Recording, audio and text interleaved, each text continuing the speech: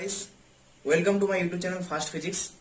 आज हम solid state physics के एक दूसरी चैप्टर के बारे में डिस्कस करेंगे, जिसका नाम क्या है, सुपर कंडक्टिविटी। देखो, ये कहा जाता है super conductivity is one of the most interesting properties of A solids at low temperature. इस प्रॉपर्टी को हम बहुत सारे मेटल्स में देख पाते हैं लो टेम्परेचर में। ठीक है, देखो हम शुरू करते हैं एक बार एकदम बेसिक से। हम सभी को कंडक्टर के बारे में पता है।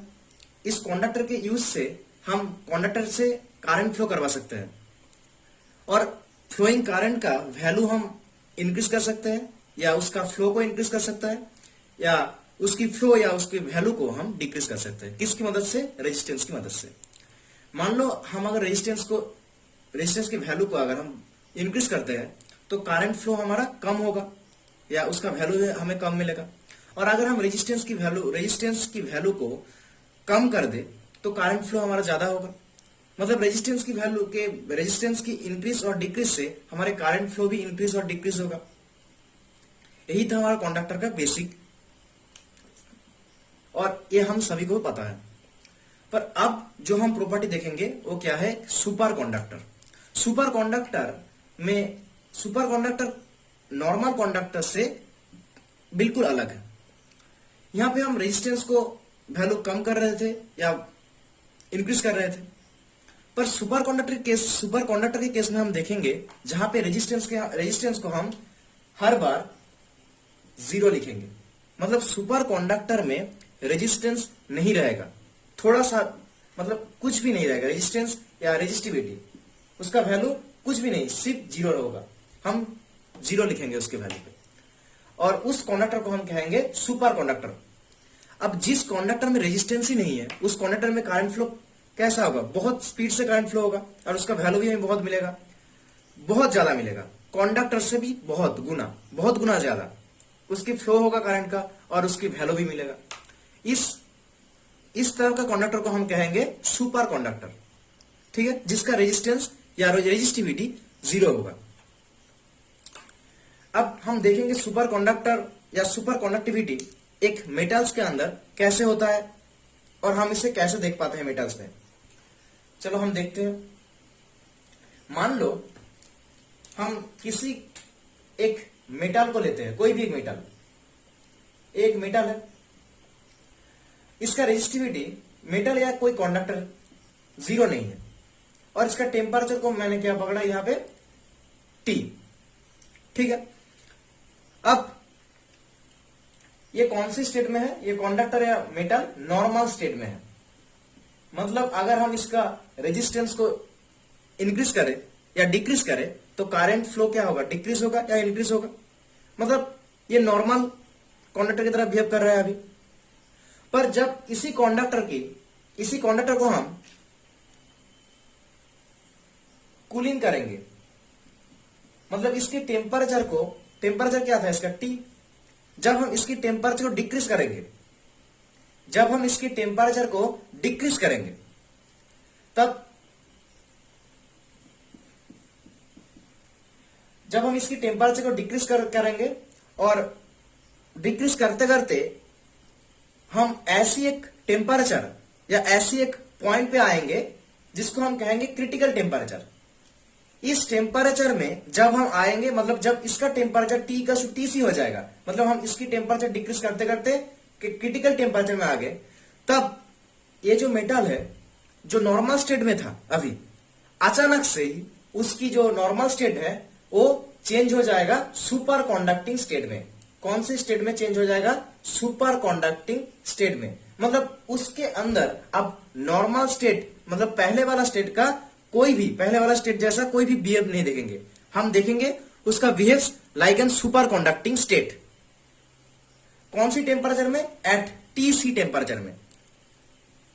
और इस पॉइंट को हम कहेंगे क्रिटिकल पॉइंट, और इस टेम्परेचर को हम कहेंगे क्रिटिकल टेम्परेचर। मतलब जिस टेम्परेचर में, जब इस टेम्परेचर में हम इसके टेम्परेचर डिक्रीज करते करते जब हम TC टेम्परेचर या क्रिटिकल टेम्परेचर में पहुंचेंगे, उस समय इसके जो स्टेट है, नॉर्मल स्टेट, अचानक से ही क्या हो जाएगा? वैनिश हो जाएगा। मतलब इस टेम्परेचर में पहुंचने की, जब हम इस टेम्परेचर में, क्रिटिकल टेम्परेचर में हम पहुंच जाएंगे, तब इसका कोई नॉर्मल स्टेट नहीं रहेगा। जैसे मानो नॉर्मल स्टेट वैनिश हो जाएगा, और वो कौन सी स्टेट में एंटर करेगा? सुपर कंडक्टिंग स्टेट में। मतलब इसके पास जो अभी स्टेट है वो कौन सी स्टेट होगा? सुपर कंडक्टिंग स्टेट होगा। और तब जब इसका स्टेट सुपर कंडक्टिंग स्टेट हो जाएगा, तब इसका रेजिस्टिविटी 0 हो जाएगा। क्या हो जाएगा? 0 हो जाएगा। और ये सुपर कंडक्टर की तरह बिहेव करेगा। ठीक है। और इसकी जो पहले नॉर्मल स्टेट में था ये मेटल, इसकी टेम्परेचर क्या था? ज्यादा था, क्रिटिकल टेम्परेचर से ज्यादा था। फिर हमने क्या किया? इसका टेम्परेचर को डिक्रीज करते गए, और डिक्रीज करते करते हम उससे क्रिटिकल टेम्परेचर में पहुंचे। जब हमने क्रिटिकल टेम्परेचर में पहुंचे तो इसकी जो नॉर्मल स्टेट था वो अचानक से वैनिश हो गया। और फिर उसके बाद भी जब हम डिक्रीज करते गए, तो उसके बाद भी जब हम टेम्परेचर को डिक्रीज करते गए लगातार, तो इसके अंदर कौन सी स्टेट आ गया? Super conducting state. अब इसमें नॉर्मल स्टेट जैसा, इसके बिहेव अब नॉर्मल स्टेट जैसा नहीं है। किस तरह से बिहेव है इसका behaves like an super conducting state. तो ऐसे एक मेटल सुपर कंडक्टर बन जाता है, मतलब उसकी स्टेट चेंज होकर सुपर कंडक्टर हो जाता है। और इस पॉइंट को हम क्रिटिकल पॉइंट कह सकते हैं, या ट्रांजिशन पॉइंट भी कह सकते हैं। मतलब ट्रांजिशन का मतलब क्या है? अचानक से स्टेट चेंज, नॉर्मल स्टेट से सुपर कंडक्टिव स्टेट। इसलिए इसको क्रिटिकल पॉइंट या ट्रांजिशन स्टेट या ट्रांजिशन पॉइंट भी हम कह सकते हैं, ट्रांजिशन टेम्परेचर भी कह सकते हैं इस पॉइंट को या इस टेम्परेचर को। 1911 में एच के ओन्स, साइंटिस्ट एच के ओन्स ऐसे ही एक एक्सपेरिमेंट किया था। उन्होंने क्या किया था? मार्करी को लिया था, मेटल्स, और मार्करी को जब मार्कर लिया था तो क्या था? उसका रेजिस्टिविटी 0 नहीं था। फिर तब उसका टेम्परेचर क्रिटिकल टेम्परेचर से ज्यादा था। मतलब मार्करी नॉर्मल स्टेट में था, उसका स्टेट कैसा था? नॉर्मल स्टेट में। फिर उन्होंने मार्करी जो मेटल है उसकी टेम्परेचर को लगातार डिक्रीज करते गए, मतलब इसको कूलिंग करते गए। एक समय जब टेम्परेचर 4.2 केल्विन हुआ मार्करी का, तब अचानक से ही उसके अंदर जो स्टेट था, नॉर्मल स्टेट, वो वैनिश हो गया। और इसमें कौन सा स्टेट आ गया? Super conducting state. कौन सा स्टेट आ गया? सुपर कंडक्टिंग स्टेट आ गया। तो उस टेम्परेचर को हम क्रिटिकल टेम्परेचर कहेंगे। 4.2 केल्विन को हम मार्करी का क्रिटिकल टेम्परेचर कहेंगे, क्योंकि इस टेम्परेचर में जब हम आ गए टेम्परेचर को डिक्रीज करते करते, तब हमने क्या देखा? इसका मार्करी का जो स्टेट था, नॉर्मल स्टेट, वो स्टेट अचानक से वैनिश हो गया। और मार्करी कौन सी स्टेट में एंटर किया? सुपर कंडक्टिंग स्टेट में। सो इस पॉइंट को या इस टेम्परेचर को हम कहेंगे क्रिटिकल टेम्परेचर। इसको अगर हम एक ग्राफ की मदद से देखें,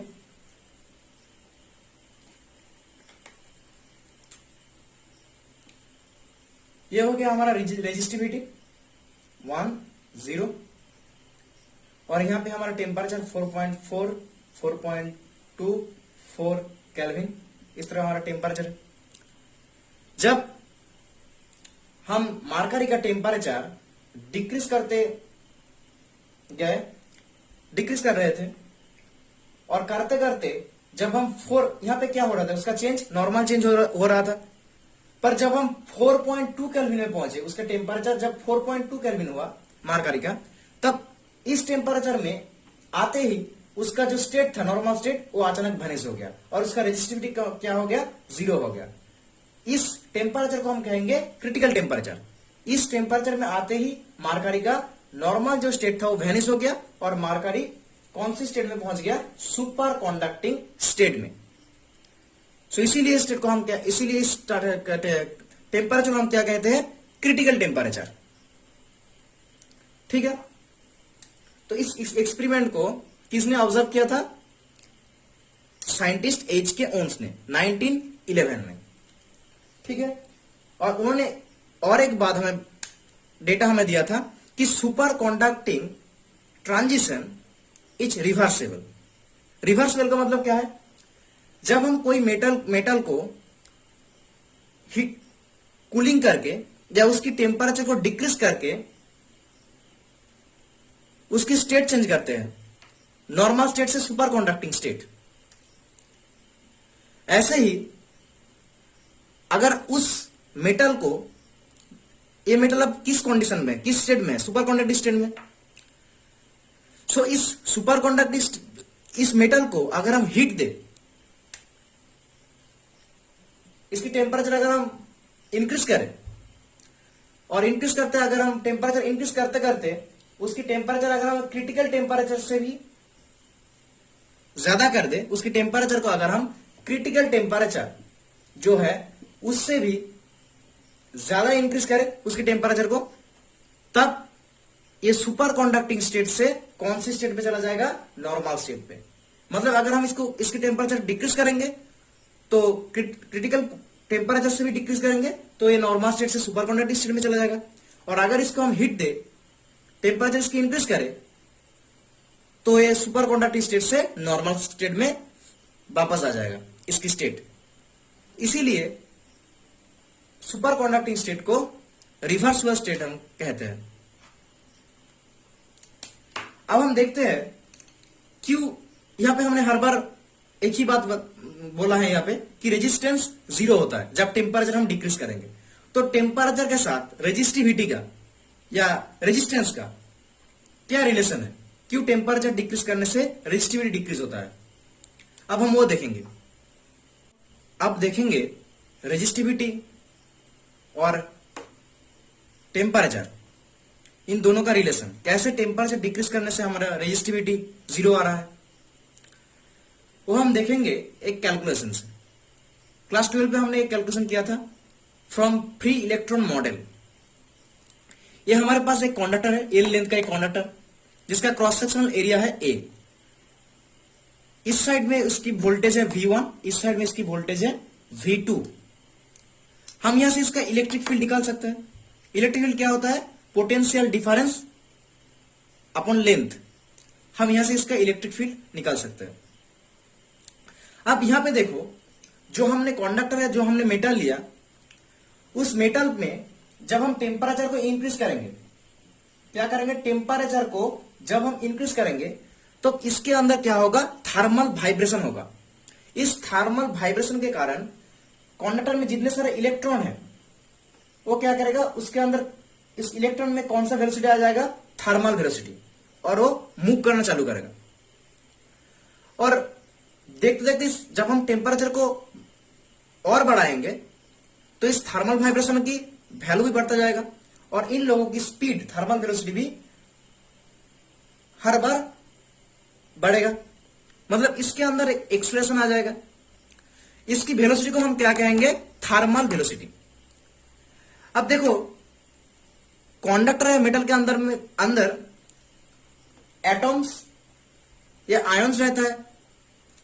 तो जब इलेक्ट्रॉन फ्लो करेगा थर्मल वेलोसिटी से, तब अब इसकी स्पीड क्या हो रहा है? धीरे धीरे इंक्रीज हो रहा है, क्योंकि हम टेम्परेचर को इंक्रीज करते जा रहे हैं। और टेम्परेचर इंक्रीज होने से थर्मल वाइब्रेशन भी इंक्रीज हो रहा है, उसके वैल्यू भी इंक्रीज हो रहा है। तो उसके कारण यहां पे वेलोसिटी भी इंक्रीज होगा। और जब इसके साथ कंडक्टर या मेटल्स, उसके जो एटॉम्स है या आयंस है, जब इसके कॉलिशन होगा तो इस कॉलिशन से ये कौन सा वेलोसिटी जा रहा है? थर्मल वेलोसिटी जा रहा है, फ्लो कर रहा है। जब कोई भी एक एटॉम्स या आयन से इसका कॉलिशन होगा, तब ये क्या करेगा? इसकी वेलोसिटी अचानक से ड्रिफ्ट करेगा, इसकी मूवमेंट ऐसे चेंज हो जाएगा। सो इस वेलोसिटी को तब हम कहेंगे ड्रिफ्ट वेलोसिटी। मतलब इसका फाइनल वेलोसिटी कौन सा हो जाएगा? ड्रिफ्ट वेलोसिटी, Vd, जिसको हम डिनोट करेंगे Vd से। हर एक इलेक्ट्रॉन जब जाएगा और एटॉम से टकरा के या कॉलिशन होगा उसका, और उसका मूवमेंट चेंज हो जाएगा, ऐसे ड्रिफ्ट करेगा उसका वेलोसिटी, इसलिए उसको हम कहते हैं ड्रिफ्ट वेलोसिटी। अब हमें एक फॉर्मूला याद है, फाइनल वेलोसिटी इक्वल्स टू होता है initial velocity plus acceleration into time. यहां पे हम टाइम को टाउ लिखा है यहां पे, क्योंकि टाउ क्या होता है? यहां का जो टाइम है ये हम लिखेंगे रिलैक्सेशन टाइम। अब रिलैक्सेशन टाइम क्या है? थर्मल वेलोसिटी से ड्रिफ्ट वेलोसिटी में होने के बीच में उसके जितना टाइम लगा उस टाइम को हम क्या कहेंगे? Relaxation time. मतलब इलेक्ट्रॉन फ्लो कर रहा था थर्मल वेलोसिटी से, यहां पे कॉलिशन के कारण उसका वेलोसिटी कौन सा हो गया? ड्रिफ्ट वेलोसिटी हो गया। तो थर्मल वेलोसिटी से ड्रिफ्ट वेलोसिटी में, थर्मल वेलोसिटी से ड्रिफ्ट वेलोसिटी में पहुंचने के लिए उसने उसका कितना टाइम लगा, उस टाइम के गैप को ही हम कहेंगे रिलैक्सेशन टाइम। अब यहाँ पे इनर्शियल वेलोसिटी तो नहीं रहेगा, सारे वेलोसिटी कौन सा वेलोसिटी हो जाएगा? Drift velocity. इसलिए हम इसको 0 लिखेंगे plus a tau into v f. और इस फाइनल वेलोसिटी को हम क्या लिखेंगे? Drift velocity V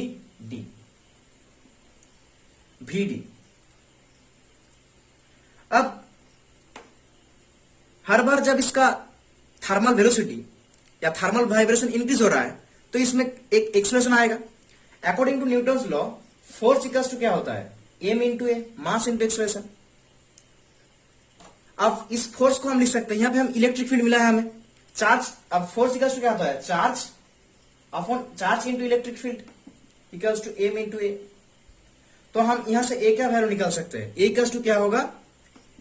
small e into capital E upon m. ठीक है, और इस ए के वैल्यू हम पुट करेंगे इस इक्वेशन में। So v d equals to small e into capital E upon m into tau. हमारा वी डी आ गया है, ड्रिफ्ट वेलोसिटी। अब देखो,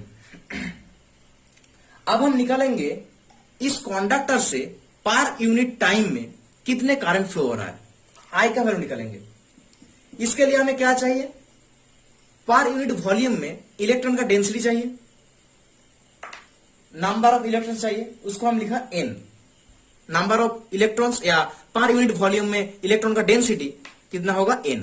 इंटू हमें चाहिए इसका वॉल्यूम, तो इसका एरिया कितना है? a। एरिया इंटू लेंथ चाहिए। अब मान लो जो हमारा इलेक्ट्रॉन था वो यहां से यहां तक इसका स्पीड का था, क्या था? vd। यहां से यहां तक इसका जो लेंथ है उस लेंथ को भी हम इस स्पीड से रिलेटिव करेंगे तो कितना आएगा? vd आएगा। यहां से यहां तक इसका वेलोसिटी क्या था? vd। तो a इंटू vd। अब हर इलेक्ट्रॉन की चार्ज कितना है? इसके साथ हम e मल्टीप्लाई कर देंगे तो हमारा I इक्वल्स टू आएगा NEAVD। इस कैलकुलेशन को हमने क्लास 12 में सॉल्व किया था, एक बार रिवाइज कर दिया मैंने, आप देख सकते हो क्लास 12 में, बुक से फॉलो कर सकते हो यहां पे। तो हमारा करंट आ गया यहां पे। अब करंट I इक्वल्स टू हम क्या जानते हैं? V by R। अब यहां पे पोटेंशियल डिफरेंस क्या है? V1 minus V2। So V1 minus V2 upon R equals to हो जाएगा NEA। और VD का वैल्यू हमने निकाला यहां पे EA small e into capital E upon M into tau. ठीक है, और E का वैल्यू अब यहां से निकाल सकते हो। E का वैल्यू क्या होगा? और यहां पे देखो E का वैल्यू क्या होगा? यहां पे E का वैल्यू हम लिखेंगे यहां पे E की जगह V1 माइनस V2 और नीचे एक L आएगा। और हम यहां से V1 माइनस V2 को कैंसिल कर सकते हैं। ठीक है, यहां से हम V1 माइनस V2 को कैंसिल करते हैं। अब हम देखते हैं क्या रहेगा यहां पे बचा।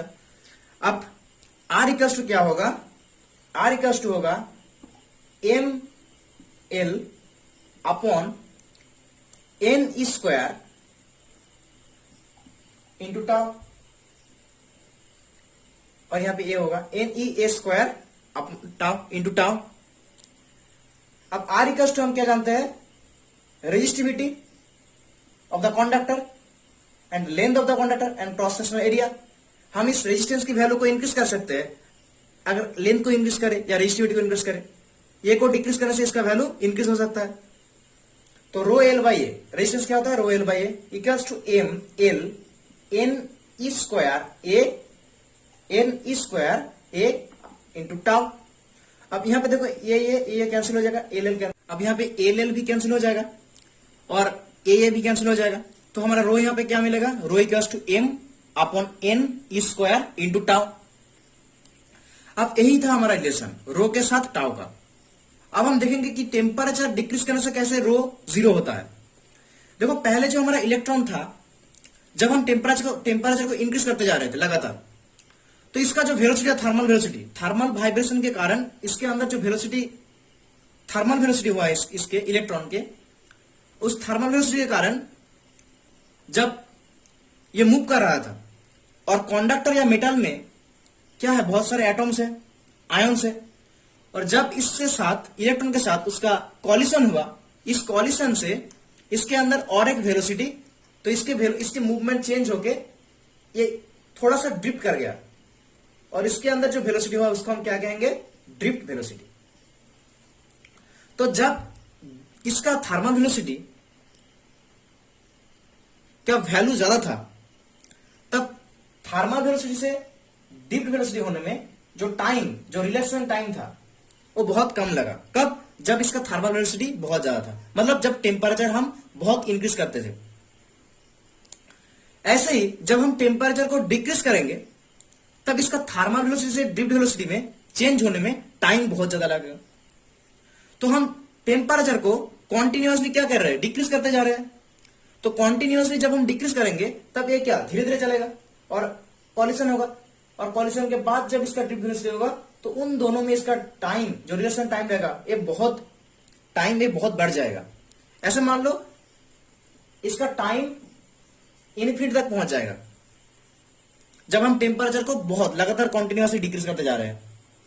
तो जब ये टी इनफाइनाइट में पहुंचेगा, तो यहां पे जब हम इनफाइनाइट लिखेंगे तो रो का वैल्यू कितना होगा, रो तो जीरो हो जाएगा, रो का वैल्यू क्या हो जाएगा, जीरो हो जाएगा।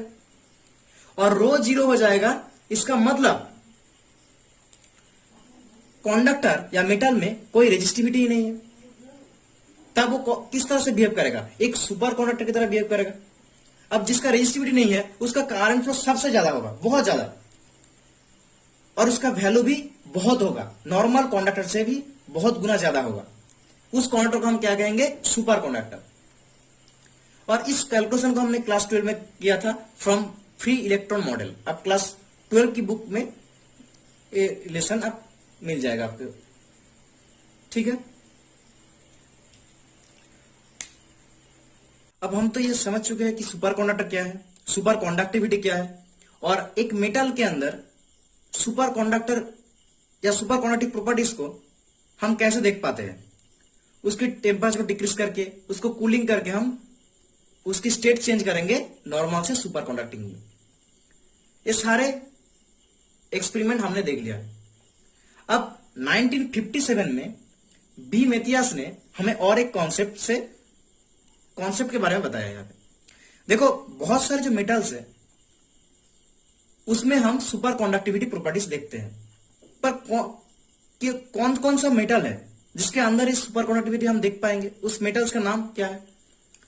तो बी मैथियस ने बताया, उन्होंने एक ग्राफ दिया हमें। उनका जो स्टेटमेंट था कि उन सब मेटल्स में, उन सारे मेटल्स में हम सुपर कंडक्टिविटी प्रॉपर्टीज को देख पाएंगे जिस मेटल्स का लास्ट ऑर्बिट में या लास्ट ऑर्बिट में वैलेंस इलेक्ट्रॉन का नंबर कितना होगा, 2 से 8 में कोई भी एक नंबर हो, उन सारे मेटल्स में हम सुपर कंडक्टिविटी प्रॉपर्टी हम देख पाएंगे। उन सारे मेटल्स में हम कौन सी प्रॉपर्टी देख पाएंगे, सुपर कंडक्टिविटी प्रॉपर्टीज देख पाएंगे। अब हमने पीरियोडिक टेबल पढ़ा था केमिस्ट्री में, S block, D block, P block. S block में कितने ग्रुप आते हैं, 1, 2, और इसमें आता है 3 से 12 तक, और इसमें आता है 13 से 18 तक। तो एस ब्लॉक में जितने ग्रुप है 1, 2, उसमें कौन सी मेटल्स रहता है, एल्काली मेटल्स रहता है। जैसे मान लो सोडियम रहता है, पोटेशियम रहता है। अब उन लोगों का अगर हम वैलेंस इलेक्ट्रॉन देखेंगे तो 1 होगा। जो पहला ग्रुप का मेटल्स है, अगर हम सोडियम की बात करें या पोटेशियम की बात करें या लिथियम की बात करें, तो उनमें उनके वैलेंस इलेक्ट्रॉन की नंबर कितना होगा, 1। तो उनमें तो सुपर कंडक्टिविटी प्रॉपर्टी हम नहीं देख पाएंगे, क्योंकि नंबर क्या था, 2 से 8, 2 से लेकर 8 तक, ठीक है। और नंबर 2 ग्रुप में जितने सारे मेटल्स है, जैसे हम कह सकते हैं बेरिलियम, मैग्नीशियम, कैल्शियम, इनमें इनका वैलेंस इलेक्ट्रॉन्स क्या होता है, 2। पर हम नंबर 2 ग्रुप में भी जो बेरिलियम है, मैग्नीशियम है, इनमें भी हम सुपर कंडक्टिविटी इतनी अच्छे तरीके से नहीं देख पाएंगे, क्योंकि उसने जो उन्होंने जो ग्राफ के बारे में बताया था, देखो इस ग्राफ में हमें क्या दिखाया जा रहा है, जिनका वैलेंस इलेक्ट्रॉन 2 होगा उसका क्रिटिकल टेम्परेचर नियरली 0 होगा, 0 केल्विन। पर रिलेटिव में ये नहीं होता है। किसी का कोई भी मेटल्स आप ले लो, उसका क्रिटिकल टेम्परेचर कभी 0 नहीं आएगा।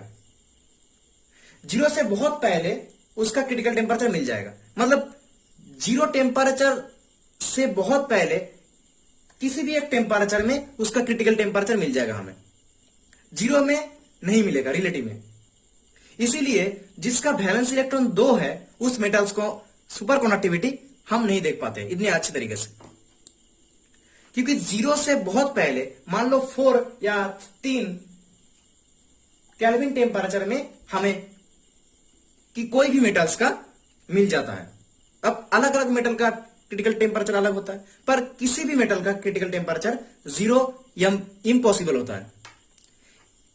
इसीलिए हम नंबर 2 में जिसका वैलेंस इलेक्ट्रॉन नंबर 2 होता है, उसके हम सुपर कंडक्टिविटी प्रॉपर्टी नहीं देख पाते। जैसे बेरिलियम, मैग्नीशियम में उतने अच्छे तरीके से हम देख नहीं पाते हैं। उसके बाद आता है 3, जिन लोगों का वैलेंस इलेक्ट्रॉन्स नंबर 3 होता है, देखो इसका क्रिटिकल टेम्परेचर 0 से बहुत आगे है।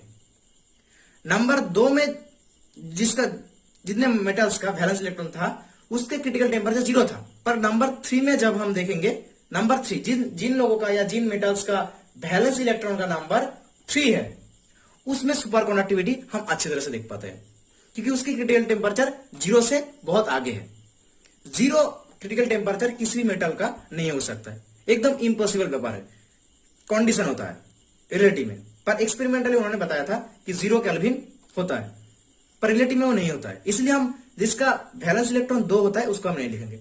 ऐसे ही जिसका वैलेंस इलेक्ट्रॉन 4 है, उसका भी हम नहीं लिखेंगे, मतलब उसके अंदर भी हम सुपर कंडक्टिव इतने अच्छे तरीके से नहीं देख पाएंगे। क्यों? क्योंकि देखो जिसका वैलेंस इलेक्ट्रॉन 4 है, उसका क्रिटिकल टेम्परेचर 0 के बहुत करीब है, मतलब हम नियरली उसका टेम्परेचर 0 केल्विन बोल सकते हैं।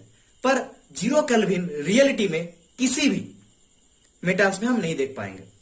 इसलिए नंबर 4 जिसका है, उसका वैलेंस इलेक्ट्रॉन हम नंबर 4 जिस मेटल का वैलेंस इलेक्ट्रॉन है, उसका हम सुपर कंडक्टिविटी इतने अच्छे तरीके से नहीं देख पाएंगे।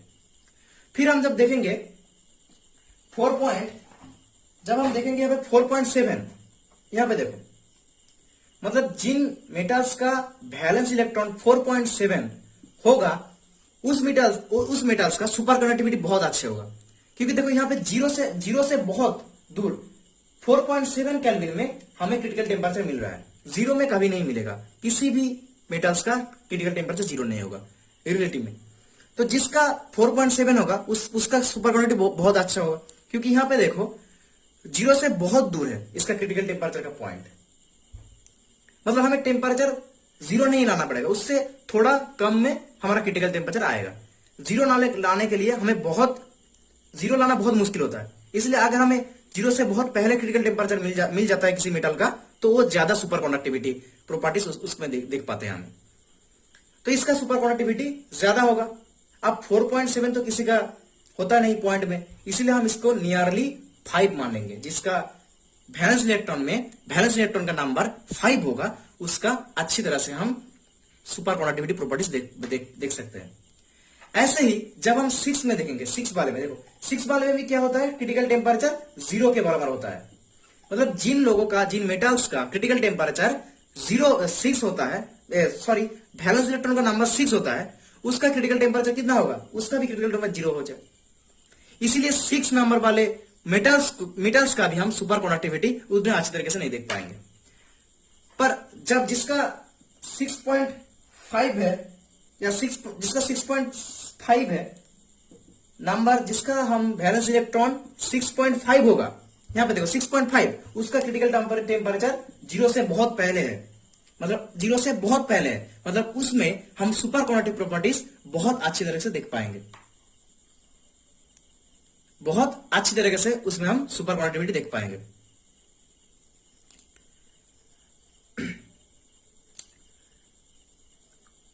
अब जिसका वैलेंस इलेक्ट्रॉन 8 होगा, उसका भी देखो क्रिटिकल टेम्परेचर क्या है, 0 हो गया, क्रिटिकल टेम्परेचर उसका भी क्या हो गया, 0 हो गया। तो जिसका वैलेंस इलेक्ट्रॉन नंबर 8 होगा, उसका भी हम सुपर कंडक्टिविटी इतने अच्छे तरीके से नहीं देख पाएंगे, क्योंकि उसका भी क्रिटिकल टेम्परेचर कितना है, 0 हो गया। ठीक है, तो एक बात हमारे लिए क्लियर हो गया, जितने सारे मेटल्स जिसका वैलेंस इलेक्ट्रॉन 2, 4, 6, 8 है, मतलब इवन नंबर्स में है जिसका वैलेंस इलेक्ट्रॉन, उसमें सुपर कंडक्टिविटी हम उतने खास तरह से नहीं देख पाएंगे, उतने अच्छे नहीं देख पाएंगे, क्योंकि उसकी क्रिटिकल टेम्परेचर कितना आ रहा है, 0 आ रहा है। पर रियलिटी में हम 0 टेम्परेचर, क्रिटिकल टेम्परेचर किसी मेटल्स में नहीं देख पाते हैं। 0 आने से पहले ही, बहुत पहले से ही क्रिटिकल टेम्परेचर हमें मिल जाता है, इसलिए 0 आना इम्पॉसिबल होता है।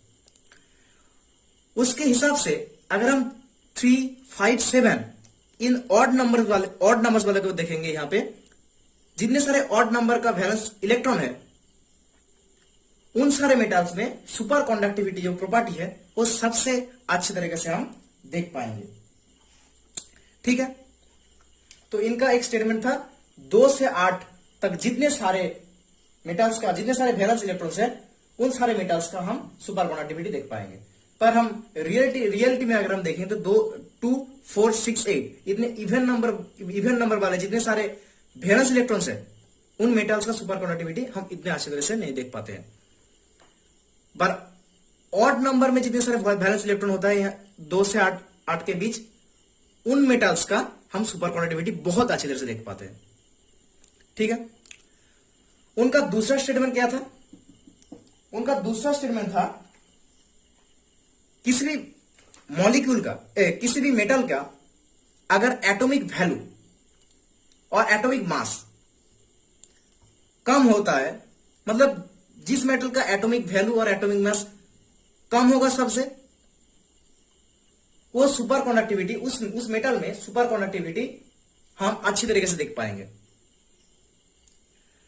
उसके साथ जिस मटेरियल में नॉर्मल रेजिस्टिविटी, अब हर कोई मटेरियल का नॉर्मल रेजिस्टिविटी होता है, पर उन्होंने बोला जिस मटेरियल का नॉर्मल रेजिस्टिविटी हाई होगा, मतलब हाई नॉर्मल रेजिस्टिविटी वाले